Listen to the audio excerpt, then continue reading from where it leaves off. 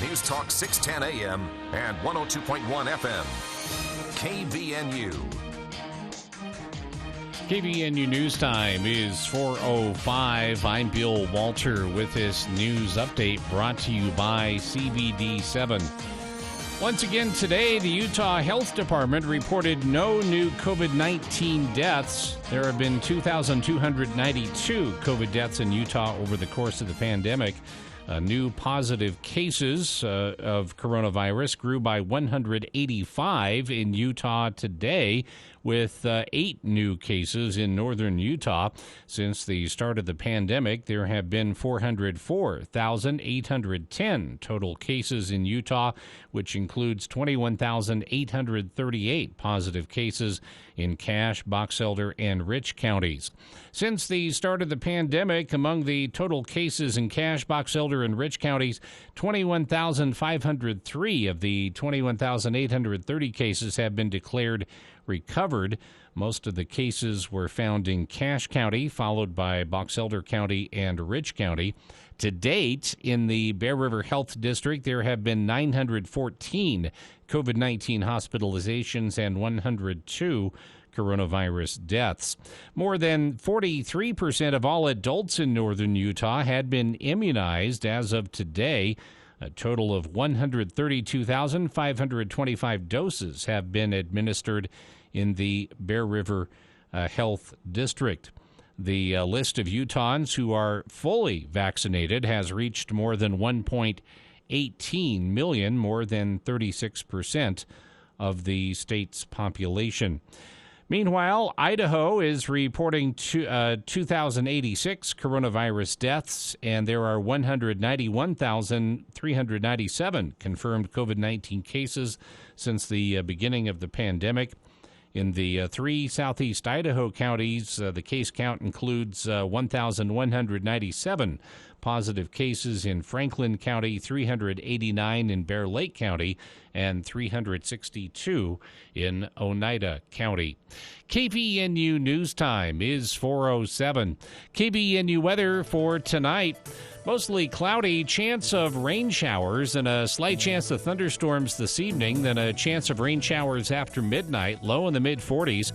Slight chance of rain showers Wednesday morning, sunny in the afternoon, upper 60s for the high, and then mostly sunny and mid-70s on Thursday.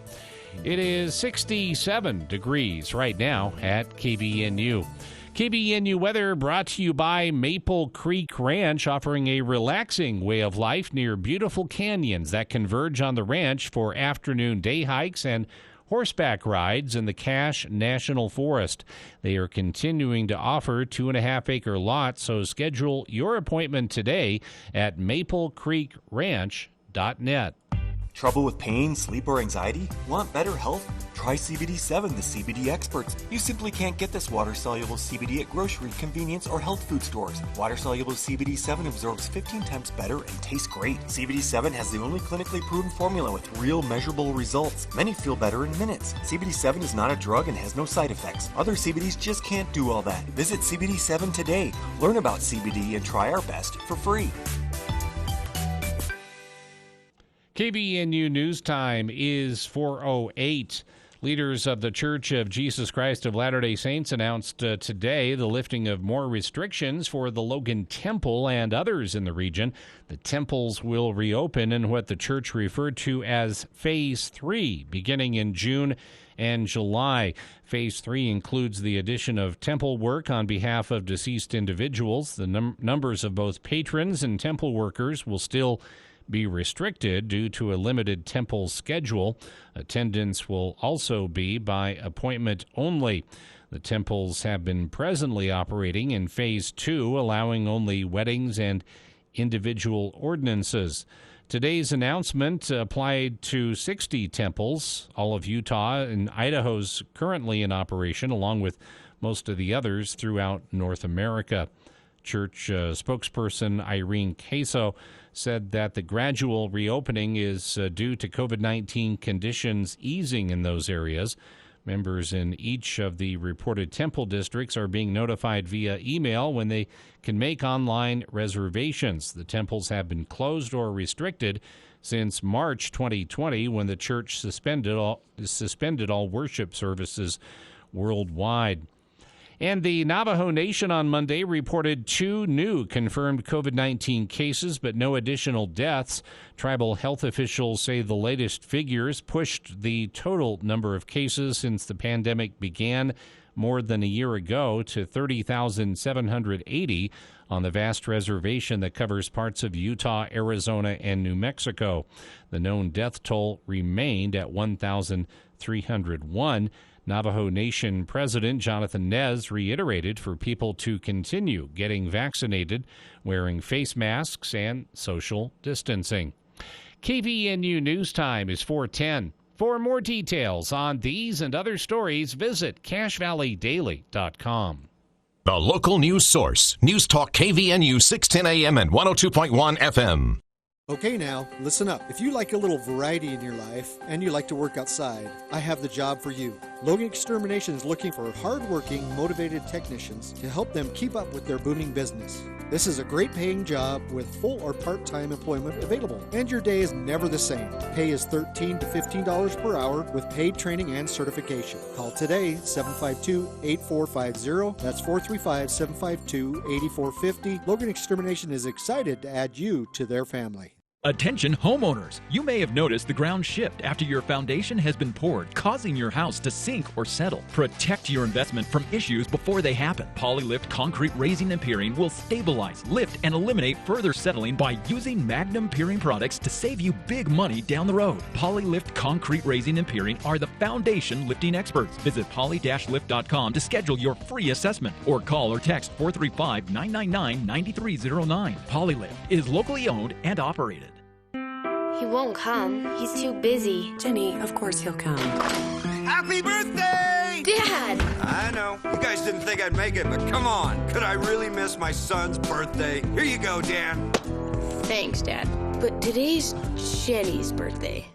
Give me that. Happy birthday, Jenny! Need to get closer to your family? Nice football, Dad. Give your family everything. Give them your time. From the Church of Jesus Christ of Latter-day Saints.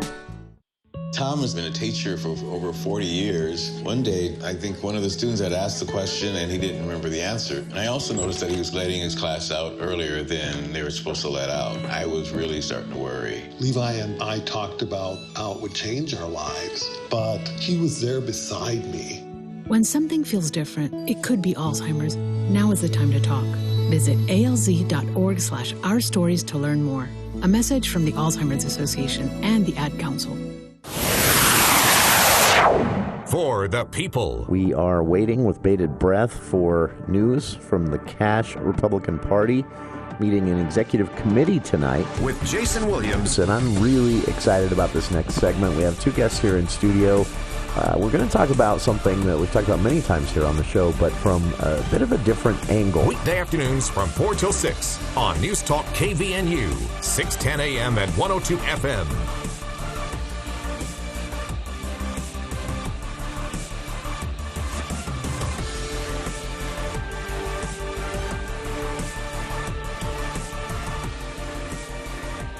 Welcome to KVNU's For the People. I'm Jason Williams. It is Tuesday, May 25th. Appreciate everyone tuning in today. Man, do we have a packed show for you today. Sophia DeCaro, Executive Director of the Governor's Office of Management and Budget, is joining us in hour 2 of today's show to talk about a report published just this week titled State of Utah Executive Branch Pay Equity Study. Listeners of our show will know we've discussed some of these topics with Dr. Susan Madsen of Utah State University's Women in Leadership Project many times over, from opportunities or lack thereof within city and county and even state governments for women to advance, to what the state can do about these types of things. Well, here is a report from the state itself backing up a lot of what we've discussed with Dr. Madsen, a lot of their findings, but also taking it into a new realm in which they find that in Utah, well, let's put it this way, to spoil the report, the pay equity gap, wage gap, is surprisingly not bad at all. It's a little gap. Some work can be done, but not nearly what you see in other states. But when it comes to women in leadership positions, women with opportunities for advancement, and access to resources on the job, that's where the gap really makes itself known. Why? We'll talk about that with Sophia DeCaro, Executive Director of the Governor's Office of Management and Budget, the group who conducted and published this study. That's coming up in Hour 2. Here in Hour 1, though, we're going to kick things off today talking about dirt. In a few minutes, we'll be joined by Tony Richards. He is a resource coordinator with Utah Department of Agriculture and Food here in the Northern Utah Conservation District, which can be understood as the Blacksmith Fork Conservation District, the North Cache Conservation District, and then I believe there's one over in the Box Elder Extension area. These make up the Northern Utah Conservation District, and we had an email from a listener a couple of weeks ago, said some really cool stuff happening when it comes to agriculture and technology, specifically soil health. I got to see a machine today. I think your listeners might like to hear more about that. So we reached out to Tony Richards, and he agreed to join us today. So that's coming up in just a bit. Before we get to that, though, I wanted to give you all a taste of what we're talking about here. Tony sent this along ahead of today's interview, and this is a video from the Box Elder Extension of Utah State University talking about conservation work in Utah, specifically something that most people forget. The biggest conservationists in Utah are the farmers. When we were working on certifying some comprehensive nutrient management plans for him, that was the beginning of the relationship that we started, and then it proceeded from me to help Mitch sign up with the NRCS to request funding for manure handling system improvements on his operation. I'm Mitch Hancock. I'm a dairyman out in Corinne, Box Elder County. We dairy at 3 different locations here in Corinne, about 3 miles apart. The New Sun Dairy, the Harper Dairy, and the Sunray Dairy. We milk 3,000 cows, just over 3,000 cows among the 3 dairies. We grow our own replacement animals at a feed lot.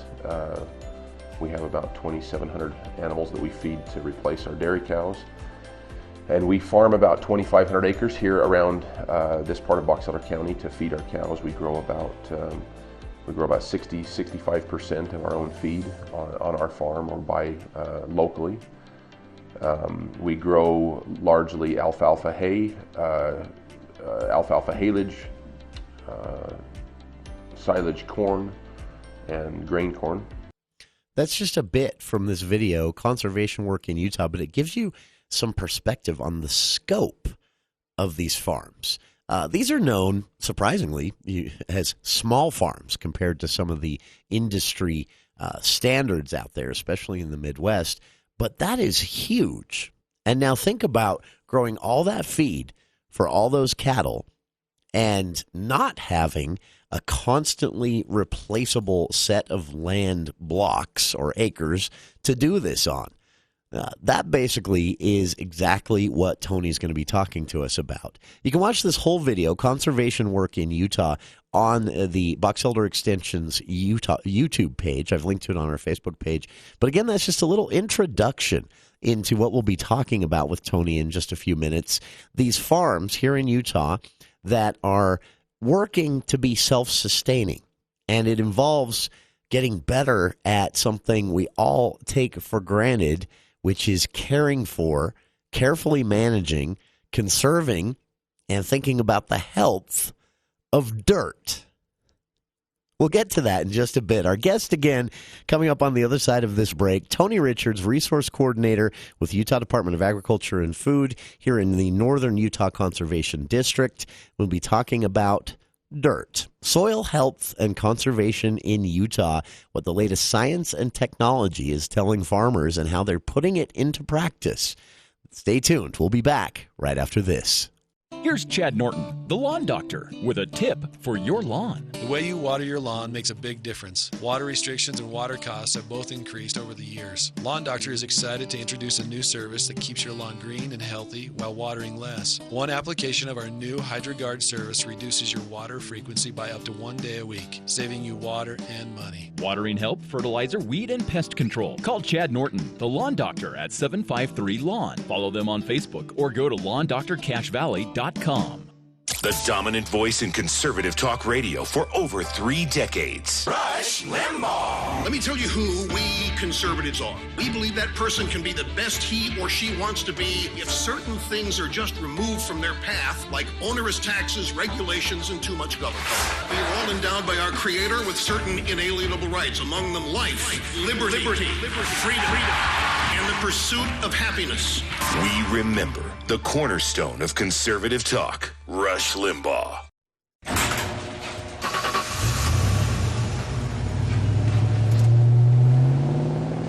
I spend a lot of time in the garage, but even more time in the rain, sleet, and mud. In 95, I helped tow your moving trailer. In 05, I helped you get out of a ditch. Yeah, I know I'm a bit rusty, and sadly in 09, it was sparks from me, your handy chains, dragging behind your truck that accidentally started a wildfire. Sparks from dragging chains can start a wildfire. Spark a change, not a wildfire. Visit SmokeyBear.com. Brought to you by the U.S. Forest Service, your state forester, and the Ad Council. Only you can prevent wildfires.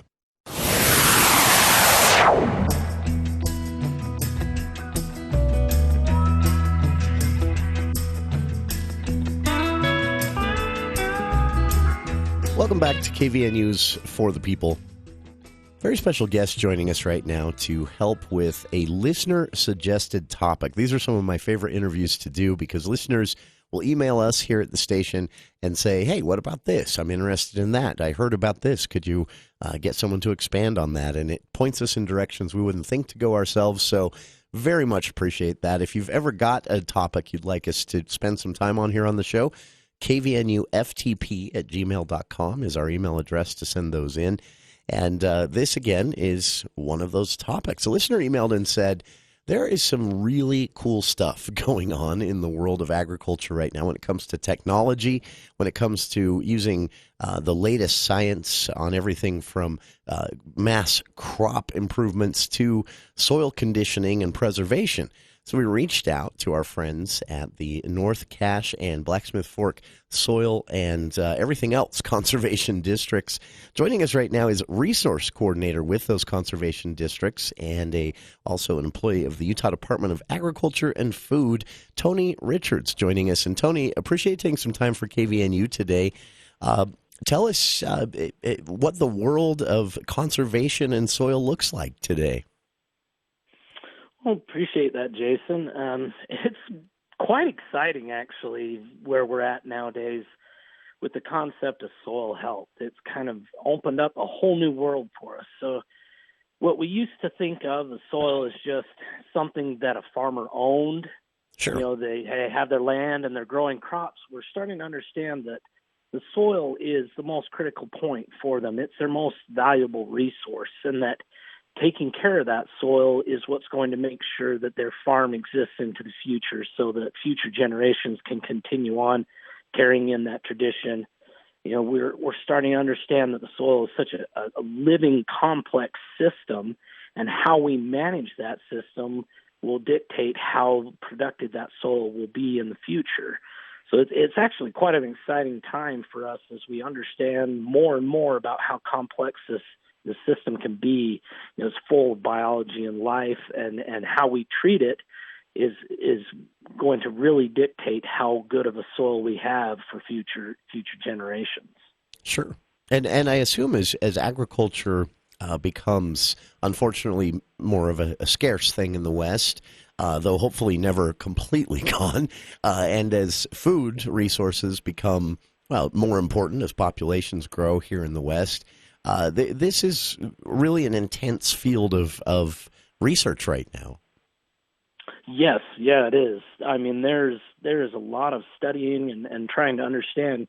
They said we've got such a complex system we're looking at.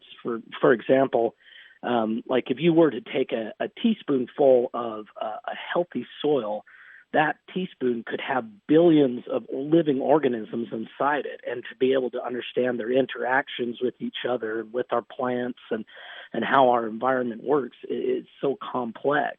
But yeah, the researchers are seeing such amazing things. You know, for example, there is one thing called arbuscular mycorrhizal fungi. So it's a fungus that has an interaction with the plant. It actually will grow into the plant roots and extend those plant roots access to more soil than they would be able to reach themselves. And that fungus helps collect nutrients and water towards the plants. And so based on how we treat those soils, so things like tillage and other disturbances can really hurt those mycorrhizal fungi and stop that interaction and limit the plant's ability to interact with its environment. So it's been really interesting to understand that these plants aren't living out in the soil alone, that there is so much life around them and they interact together, you know, and how, again, like I said, how we manage it affects how well they can interact with each other. And we can either be a detriment or we can be a benefit based on that management. It leads us to one of the things that I've always thought was just fascinating about the relationship between farmers and dirt, soil that all of us take for granted.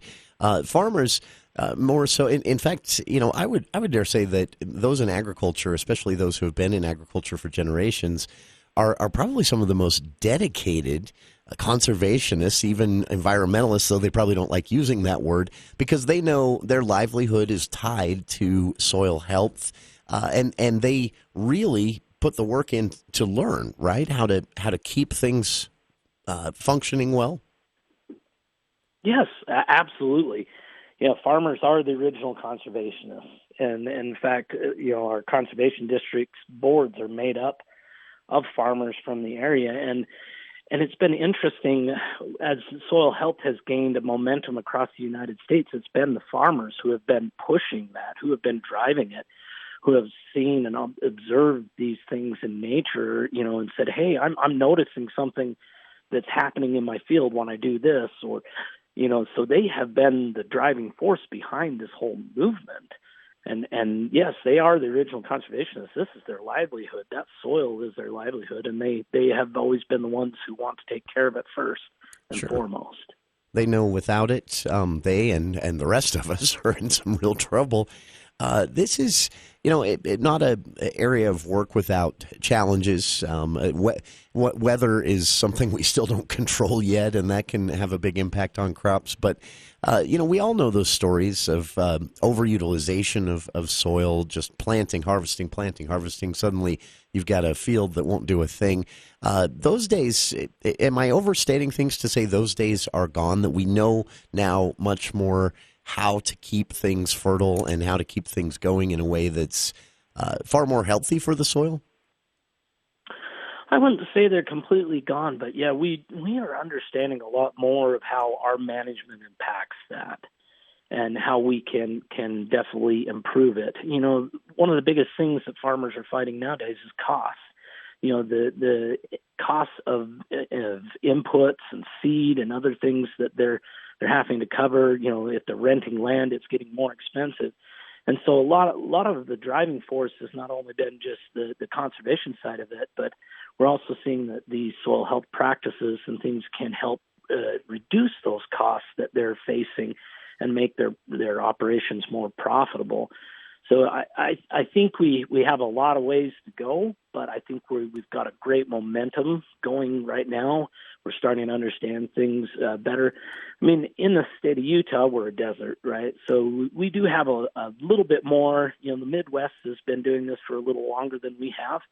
And I think we have some unique challenges surrounding around water and water deficiencies and things like that we may need to figure out a little bit more. But I think we're on the right track to say that we have some really good solutions and very good potential of being able to increase productivity, cut costs, and preserve those resources, and even actually regenerate and rebuild some of the soils that have been damaged over time.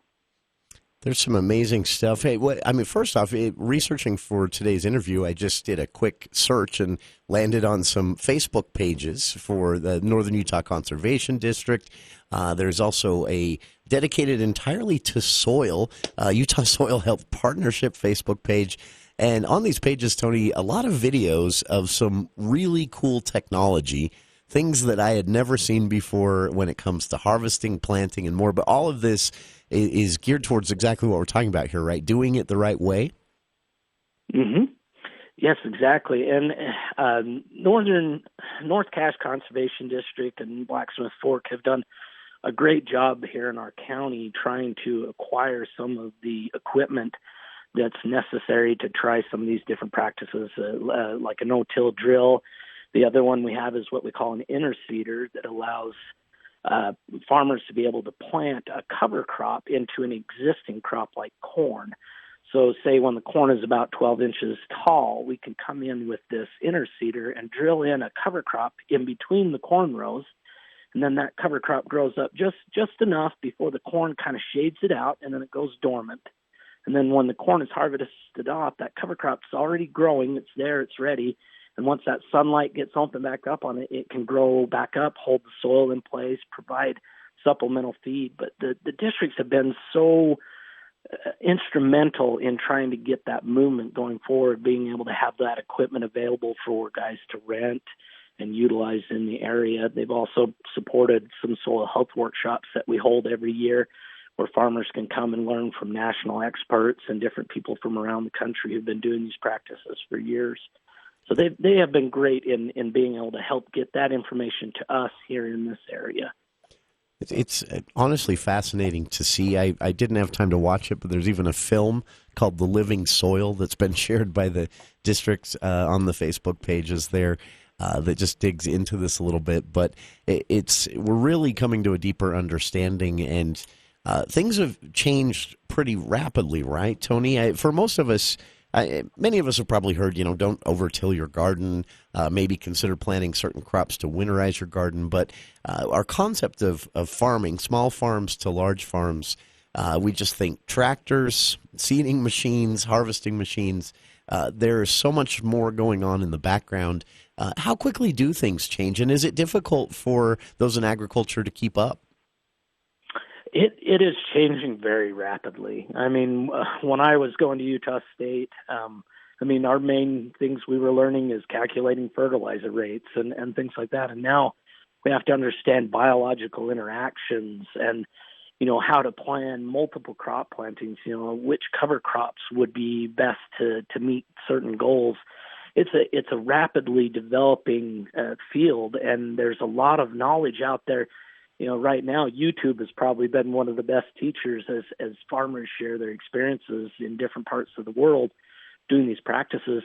And it can be difficult to keep up with and understand, these concepts and principles that are behind soil health. But I think we've gotten a good group in our area, with the districts and with some of our great employees that we have with the Department of Ag. Even recently, the state of Utah just passed a bill. It was House Bill 296, which was the soil health bill, and set up a statewide program so that we can better understand these things and help producers understand them. It is complex, but it is doable. And we try and teach it kind of based on principles, that there's principles to follow, and then you can figure out how to adapt those principles through different practices on your own farm and different operation. A lot of people wonder, we see these things being done in the Midwest, or we see these things being done in other places, but that's not Utah.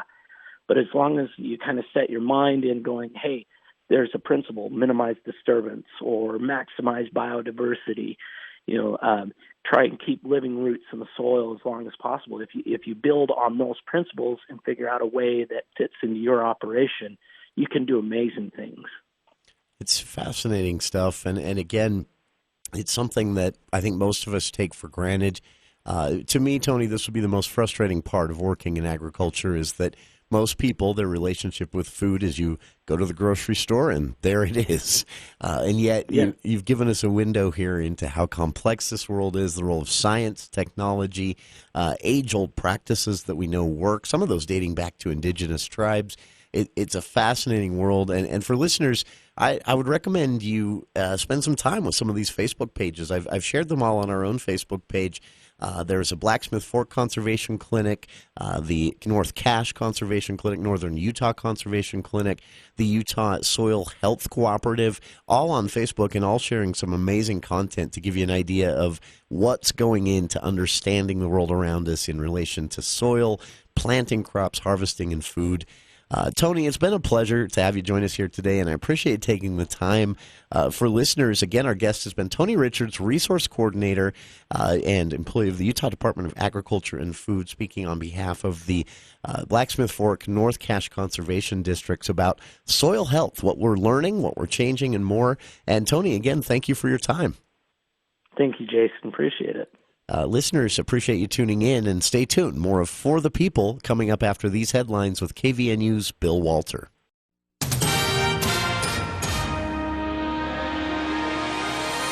Thank you, Jason. KVNU News Time is 4:35. The news is brought to you by Mount Logan Laundry. The largest single population genome study in the world is now underway, seeking to detect, prevent, and treat serious diseases like cancer and heart disease. The study is under the direction of Intermountain Healthcare, and any U.S. citizen 18 years of age and older may enroll at heredagene.org. Bryce Moulton, the Senior Director for Clinical Research at Intermountain Precision Genomics, said one of the study's goals is to discover ways of preventing some diseases altogether. But we also hope to identify new, what we call biomarkers.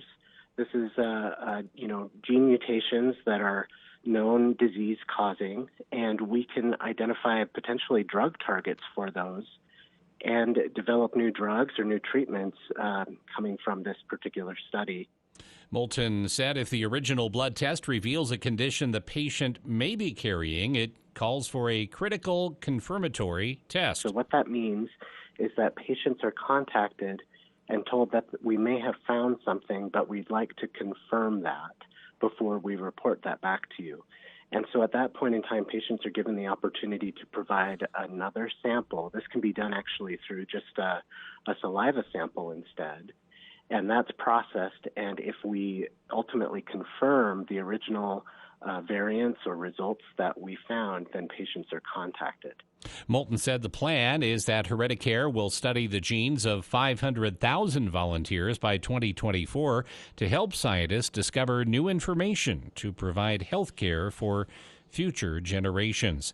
Amelia Daines and Chelsea Sanders are both mothers of students at Edith Bowen Laboratory School at Utah State University. They collaborated on a little book, One Little Tree, with a big message. The book, they hope, will instill children and parents' strength to weather the storms of life. Sanders said that Edith Bowen is known for challenging kids to see obstacles as opportunities for growth. They also incorporate the idea of going outside and thinking outside of yourself. At the beginning of the year, EBLS parents wrote and illustrated a children's book, and they used it to help children deal with the changes going on around them. The book was used to kick off the school's theme of Be the Change. Sanders said they got the idea in August 2020. The School and Parent-Teacher Association did not know if school was going to be in session or not, and they wanted to give the students, teachers, and parents a message of hope during the pandemic. They put the book on Amazon for the Kindle ebook version for $3.99. Originally, they printed 400 copies and sold them for $8. They have about 60 copies left. Copies can be purchased at Watkins Printing. And the mother of 2 children who were found dead last year in Idaho and her new husband have been charged with murder in a bizarre case involving doomsday religious beliefs. Lori Vallow Daybell and Chad Daybell were each indicted by a grand jury Monday on charges of conspiracy, murder, and grand theft in connection with the deaths of Lori Daybell's two youngest children, Joshua or J.J. Vallow and Tylee Ryan. Chad Daybell is also charged with one count of murder in connection with the death of his late wife, Tammy Daybell, just weeks before his marriage to the co-defendant. KVNU News Time is 4:39. Make laundry a snap with the large load washers and dryers at Mount Logan Laundry. Rather than 8 to 10 loads at home, get the job done in 1 or 2 with their 55 or 80-pound washers and 80-pound dryers that are perfect for sleeping bags, comforters, and other big items. Mount Logan Laundry has free Wi-Fi and drop-off service, plus they're open until midnight. Mount Logan Laundry really is the cleanest spot in town. Find them at 5th East and 9th North in Logan or in Brigham City on the corner of 1st East and 7th South. KVNU weather tonight, cloudy, chance of rain showers, slight chance of thunderstorms this evening, then a chance of rain showers after midnight, low in the mid-40s. Slight chance of a shower in the morning, giving way to sunshine in the afternoon tomorrow, upper 60s for the high. It's been to 69. It's 69 right now at KVNU. KVNU weather brought to you by Logan Extermination. This spring, get a jump on your weeds. Call Logan Extermination at 752-8450. They have a spring pre-emergent and fertilizer sale going on right now.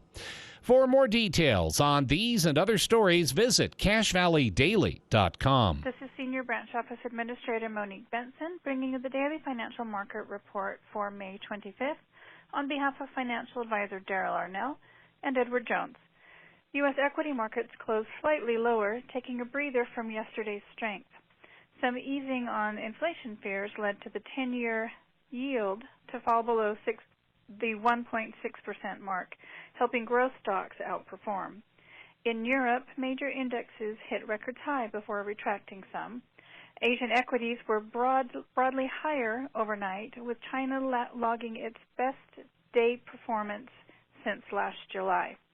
And oil prices were little changed. The Dow closed down 82 points at 34,312. The Nasdaq closed down 4 points at 13,657. And the S&P 500 closed down 9 points at 4,188. In stocks of local interest, Home Depot was up $1.91 to $316.75. Lowe's Companies was up $2.34 to $193.02. Nucor was down $3.31 to $100.05. PepsiCo was up 45 cents to $148.30. R.R. Donnelley & Sons was up 11 cents to $5.94. Thermo Fisher was down $1.56 to $464.02. Zions Bank was down $1.51 to $56.02, and Northrop Grumman was down $2.19 to $369.99. The price of crude oil was down 25 cents at $65.80, and the spot price of gold was up $15.20 to $1,899.70. This has been the Daily Financial Market Report for May 25th, brought to you on behalf of Edward Jones, member SIPC, serving individual investors with personalized attention, with offices in Providence, Logan, and Smithfield.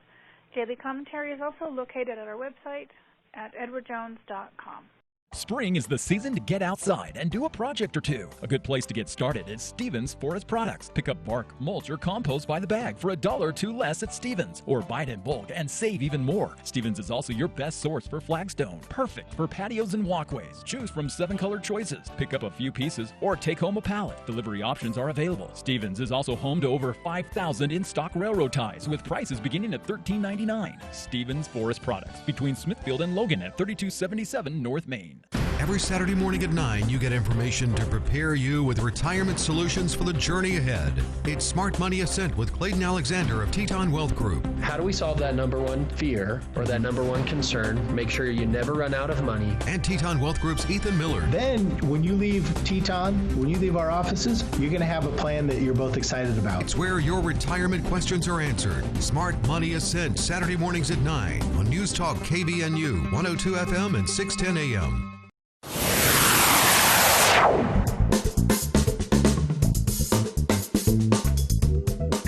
Welcome back to KVNU's For the People. We, of course, take listener-suggested topics or research projects, all of that.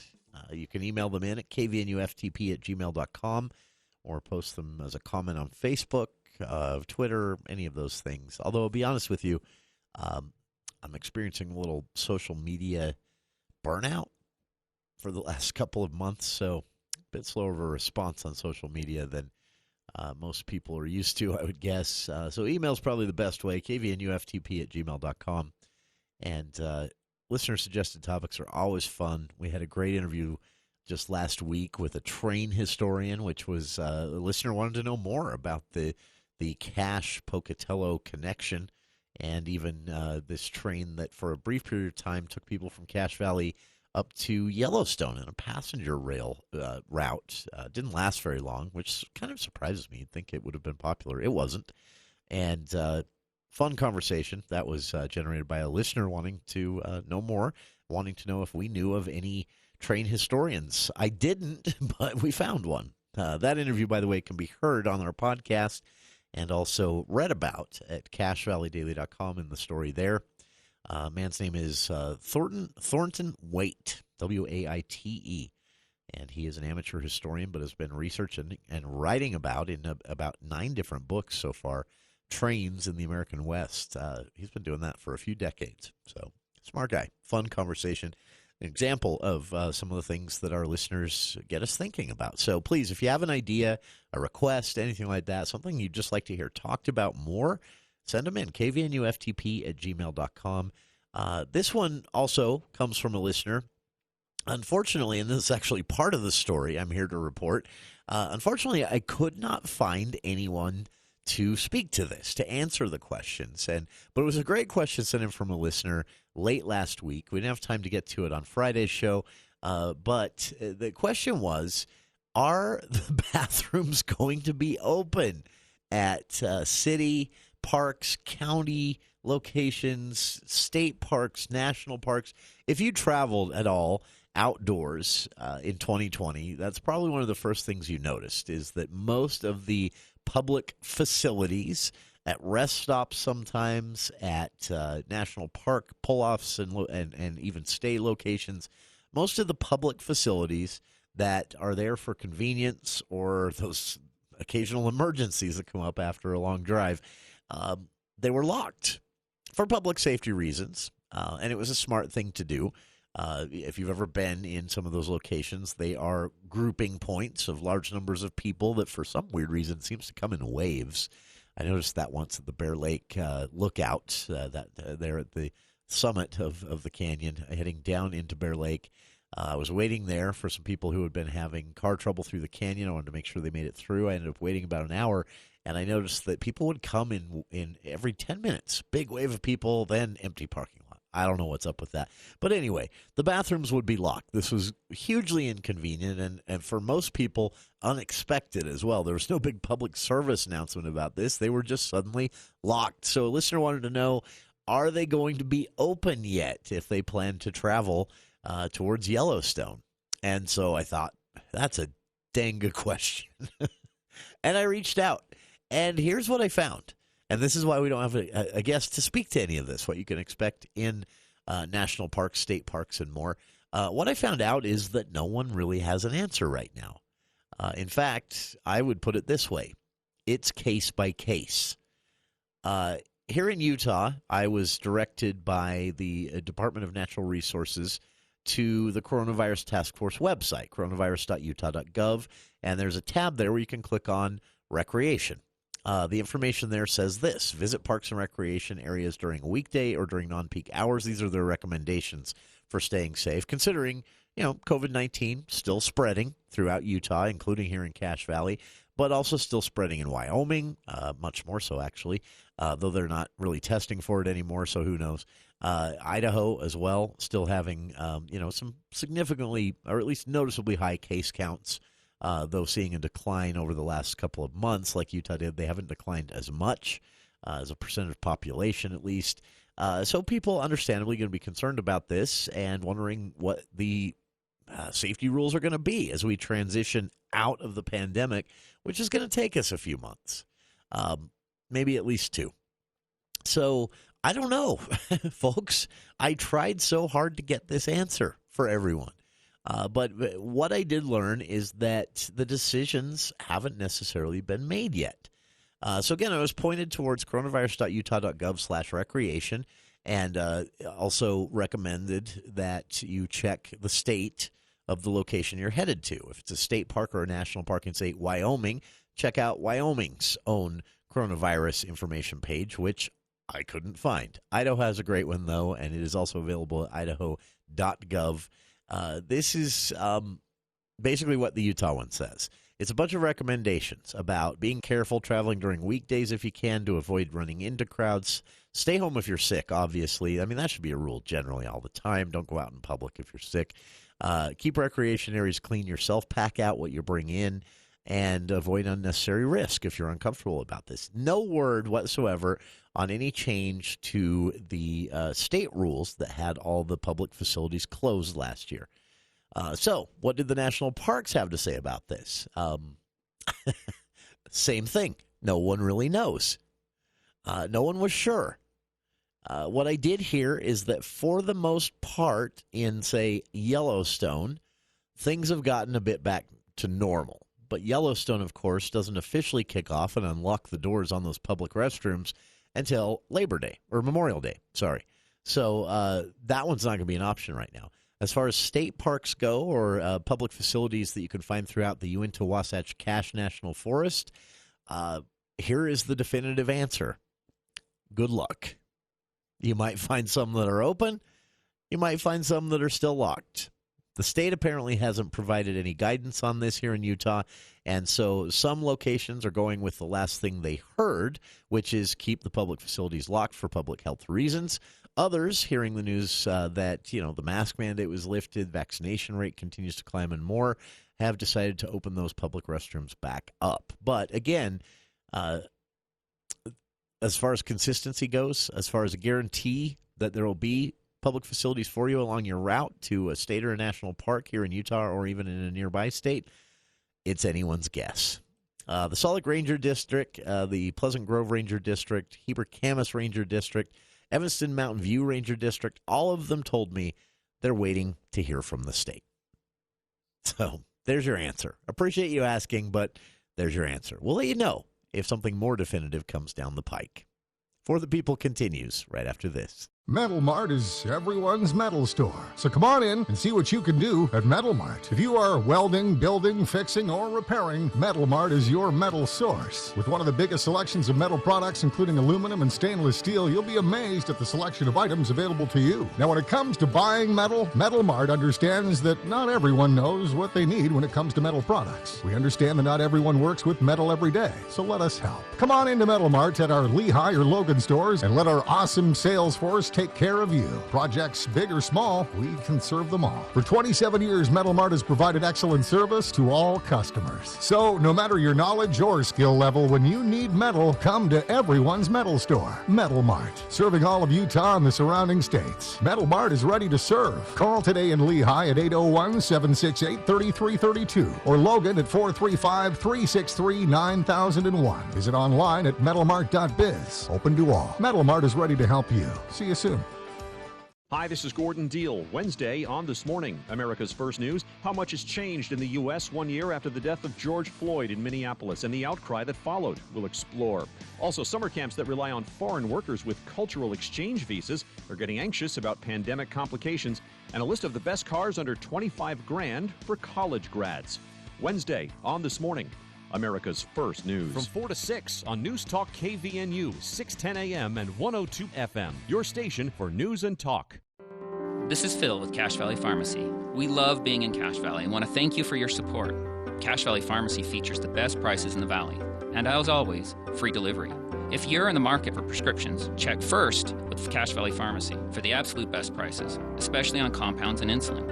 We've been doing pharmacy better than anyone else in the valley with free delivery valley-wide for the last 19 years. Cache Valley Pharmacy, the pharmacy delivery experts. Order your prescriptions online at cachevalleypharmacy.com.